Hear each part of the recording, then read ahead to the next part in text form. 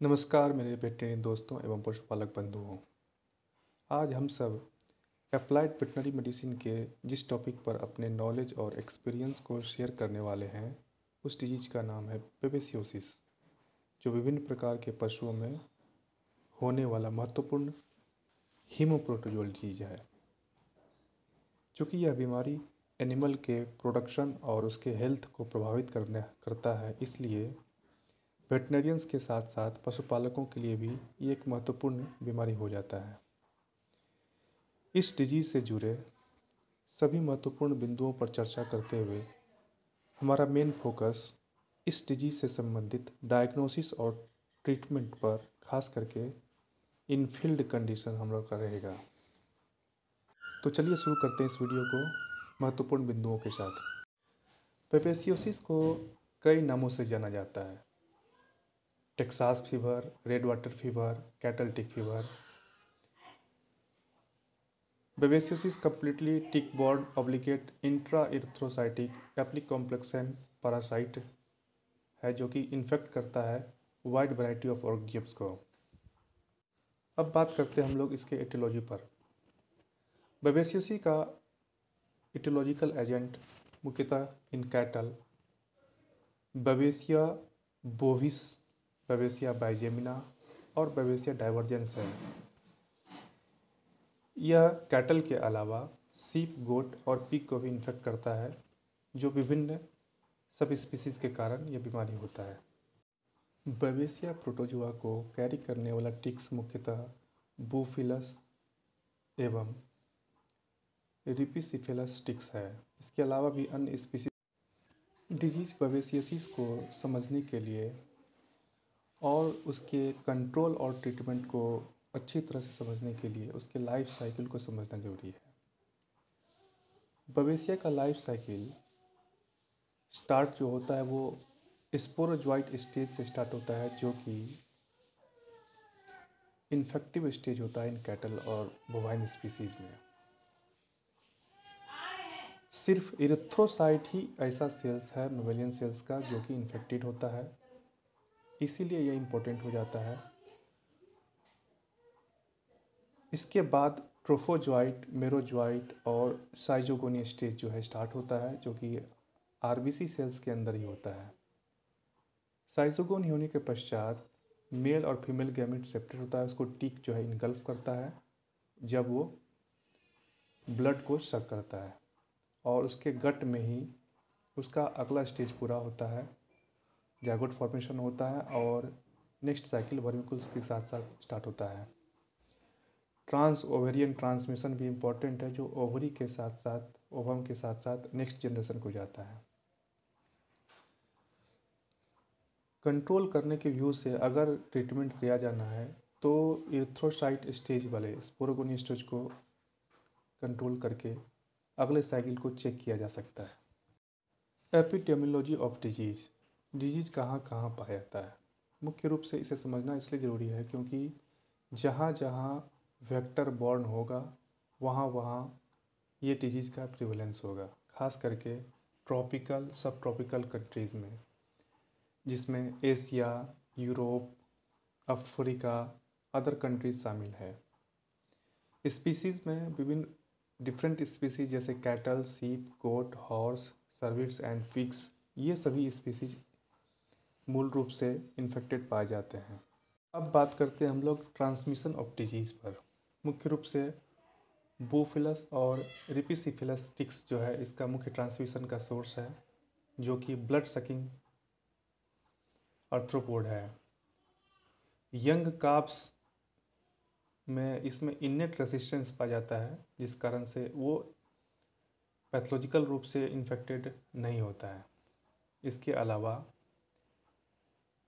Hertz में कहीं कहीं इंडेमिक स्टेबिलिटी पाया जाता है, जो कि वो डिपेंड करता है उसके इनोकुलेशन रेट पर कितना है और इम्यून स्टेज पर कितना है। बेबेसियोसिस डिजीज़ का जीनोटिक इम्पोर्टेंस भी है, क्योंकि बाय एक्सीडेंटल और बाय इंसिडेंस किसी भी माध्यम से बेबेसिया बाइजेमिना को और बेबेसिया मैक्रोटाई को जो है ह्यूमंस में पाया गया है, जो इन्फेक्टेड हुआ है। और इस कारण से अगर ब्लड डोनेशन किया जाता है तो ये इन्फेक्शन स्प्रेड होने का भी चांसेस रहता है।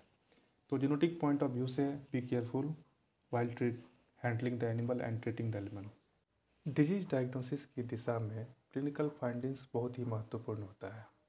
तो अब लोग चलिए बात करते हैं क्लिनिकल फाइंडिंग्स इन कैटल क्या क्या मिलता है। जनरली 3 फॉर्म में डिजीज को बांटा गया है, एक्यूट फॉर्म, सब acute form and chronic form. Disease का एक्यूट फॉर्म जो है वो 3 से 7 दिनों तक चलता है, जिसमें मुख्य रूप से टेम्परेचर एनिमल का खासकर बोवाइन स्पीसीज में 40 डिग्री सेल्सियस और फ़ारेनहाइट में 104 डिग्री फ़ारेनहाइट के रूप में परिलक्षित होता है। बुखार का लक्षण कई दिनों तक साइन और सिम्टम्स के रूप में दिखाई पड़ सकता है। बुखार के साथ साथ अगले आने वाले स्टेज में इनएपिटेंस, डिप्रेशन, पोलिपनिया, वीकनेस और मूव करने से अपने आप को मना करता है, जिसको रिलक्टेंस टू मूव कहते हैं। अगला स्टेज में ब्लड यूरिन में आना शुरू होता है, जिसे हम लोग हीमोग्लोबिनुरिया कहते हैं और उसे रेड वाटर डिजीज के नाम से भी हम लोग कहते हैं। यूरिन का कलर रेड टू ब्राउन हो जाता है और वेरी स्टेबल फ्रॉथ का निर्माण करता है। एनीमिया, जॉन्डिस इसके साथ साथ डेवलप होते जाता है, पार्टिकुलरली जब लंबे समय तक यह बीमारी को ट्रीट नहीं किया जाता है, उस समय एनीमिया होना स्वाभाविक हो जाता है। किसी किसी लक्षण में डायरिया को भी देखा गया है। साथ में मसल का वेस्टिंग होता है, ट्रेमर्स डेवलप कर जाता है और वो एनिमल रिकम्बेंसी स्टेज में चला जाता है, और अगर वो ट्रीट नहीं किया जाता है तो कोमा और फाइनली डेथ भी हो जाता है। बहुत सारे एनिमल्स में देखा गया है कि एनिमल डेथ के पहले 24 घंटा पहले जो है वो कोमा स्टेज शो करता है।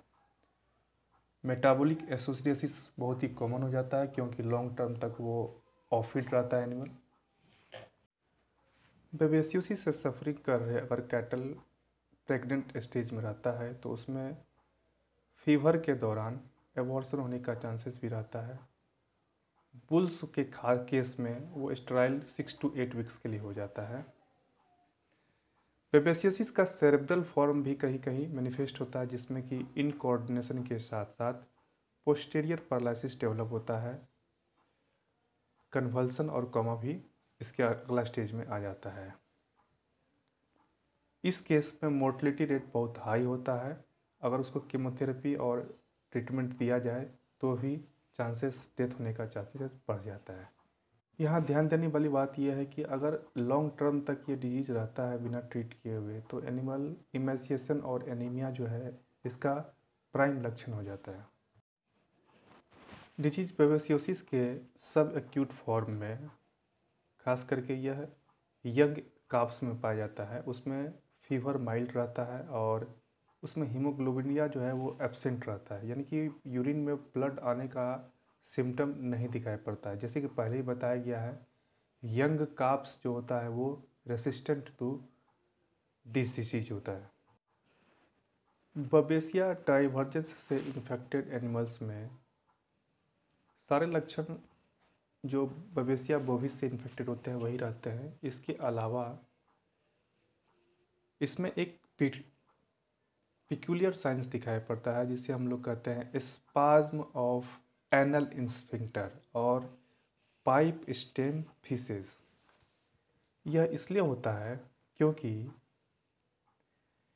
जब एनिमल सब एक्यूट स्टेज में रहता है तो फीसेस को पास करने के लिए बहुत लंबे फोर्स की आवश्यकता होती है एनस को, और इस कारण से जो है वो पाइप स्टेम फीसेस जो है रिलीज करता है। बबेसिया बाइजेमिना इन्फेक्टेड एनिमल्स में हीमोग्लोबिनुरिया बहुत कॉमन है। इसमें सेरेब्रल इन्वॉल्वमेंट नहीं रहता है sudden and severe anaemia, jaundice और डेथ इसमें बहुत कॉमन है। एनिमल्स जो रिकवर करता है बेबेसिया बाइजेमिना से, वो इन्फेक्टेड रहता है 4 to 7 वीक्स तक तो है। इस स्लाइड में देख सकते हैं कि यूरिन जो पास हो रहा है उसका कलर रेड कलर दिखाई पड़ रहा है, इसलिए इसे रेड वाटर डिजीज भी कहा जाता है। डिजीज डायग्नोसिस में सबसे हेल्पफुल जो होता है वो होता है क्लिनिकल पैथोलॉजी पार्ट। इसमें मुख्य रूप से हम लोग बात करेंगे हेमेटोलॉजी का, जिसमें ब्लड का एग्जामिनेशन करने के बाद पाते हैं कि एथ्रोसाइट काउंट बहुत ही लो हो जाता है और हीमोग्लोबिन लेवल भी बहुत लो हो जाता है, जिस कारण से एनीमिक दिखाई पड़ता है। यह जनरली डिजीज इन्फेक्शन के 9 से 16 दिन के बाद जो है आता है। इसके साथ साथ ब्लड में प्लेटलेट्स का नंबर भी बहुत कम हो जाता है और फाइब्रोजन कंटेंट ब्लड का बहुत लो हो जाता है। डिजीज डायग्नोसिस के लिए अर्थात कन्फर्मेशन डायग्नोसिस के लिए जो सबसे इम्पॉर्टेंट क्लिनिकल पैथोलॉजिकल एग्जामिनेशन है वह है ब्लड स्मीयर एग्जामिनेशन। खास करके थिक ब्लड स्मीयर एग्जामिनेशन करने पर और उसे जिम्सा स्टेन में करने पर ये पा सकते हैं कि ब्लड के अंदर, खासकर इरिथ्रोसाइट आरबीसी के अंदर क्लियर आपको बेबेसिया बाइजेमिना या बेबेसिया स्पीसीज के पैरासाइट को देख सकते हैं। क्लिनिशियंस एवं वेटनरियन से मेरा यह सुझाव है कि डिजीज डायग्नोसिस कंफर्मेशन के लिए थिक ब्लड स्मीयर एग्जामिनेशन सबसे बेस्ट एग्जामिनेशन है इसके कंफर्मेटरी डायग्नोसिस के लिए, और ये बहुत ही चीप एंड बेस्ट टेक्निक है जिसमें कि आपका लागत बहुत ही कम लगता है। यहाँ एक ब्लड स्मीयर एग्जामिनेशन का एक सैंपल दिया गया है जिसमें बेबेसिया स्पीसीज को जिम्सा स्टेन में स्मीयर बना करके दिखाया गया है। ब्लड में पैरासाइट के जीनोम को डिटेक्शन करने के लिए बेस्ट टेक्निक तो पॉलीमरेज चेन रिएक्शन है।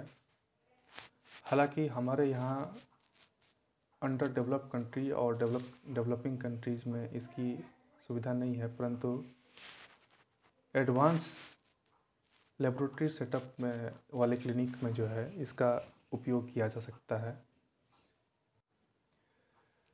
नेक्रोप्सी लीजन्स का उपयोग भले आपको लगता होगा कि ये सुपरफिशियल है, परंतु एक वेटनेरियंस के लिए बहुत ही इम्पोर्टेंट और बहुत ही स्ट्रॉन्ग टूल है अपने अनुभव को बढ़ाने के लिए। अगर एनिमल डेथ हो जाता है तो मेरा सुझाव रहता है कि उसका पोस्टमार्टम करके डिफरेंट लीजन्स को देखा जाए और उसके स्मीयर को भी, ब्लड स्मीयर को भी तैयार किया जाए। अगर उसमें नेक्रोप्सी लीजन्स देखा जाए, थिन वाटरी ब्लड दिखाई पड़ेगा, जॉन्डिस कलर का ऑर्गन्स दिखाई पड़ेगा, कन्फर्मेशन ऑफ पैरासाइट का हम लोग ब्लड स्मीयर बना कर सकते हैं। वेक्टर अगर प्रेजेंट है इन्वायरमेंट में तो उसके आधार पे भी हम लोग कर सकते हैं। डिफरेंशियल डायग्नोसिस बहुत इंपॉर्टेंट है। थैलेरियोसिस के केस में आप देख सकते हैं कि सब स्कैपुलर लिम्फ नोड जो है बहुत बड़ा होता है, उसमें हीमोग्लोबिन यूरिया एब्सेंट रहता है।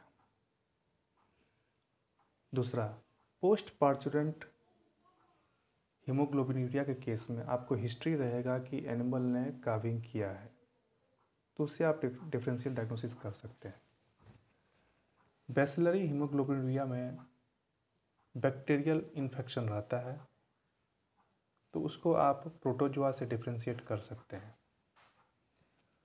और एक है S methyl cysteine sulfoxide poisoning. इस केस में टेम्परेचर उतना हाई नहीं रहता है। लेप्टोस्पायरोसिस को भी आप डिफ्रेंशिएट कर सकते हैं, क्योंकि लेप्टोस्पायरोसिस के केस में मोनली यंग काप्स ही इन्फेक्टेड होता है और बेबेसियोसिस केस में यंग काप्स से इन्फेक्टेड कम होता है। Treatment and control of babesiosis. Diminazene diaceturate and imidocarb is very helpful. साथ में fluid therapy with multivitamins, antipyretic, antihistamines का यूज़ कर सकते हैं 2 से 3 दिन तक। कंट्रोल मेथड्स में टिक कंट्रोल, वैक्सीनेशन ये कर सकते हैं और कीमोफिलैक्सिस के रूप में विथ इमिडोकार्ब का यूज़ कर सकते हैं। दोस्तों, इस बीमारी के साथ कभी कभी थलेरिया, एनाप्लाज्मोसिस मिलता है, इसलिए साथ में ब्लड स्मेर एग्जामिनेशन करके स्लाइड बना करके डिजीज कन्फर्मेशन बहुत आवश्यक होता है। आपके सुझाव का स्वागत रहेगा। अगले वीडियो में एक नई बीमारी के साथ फिर मैं आपके साथ हाजिर होऊंगा। तब तक के लिए नमस्कार।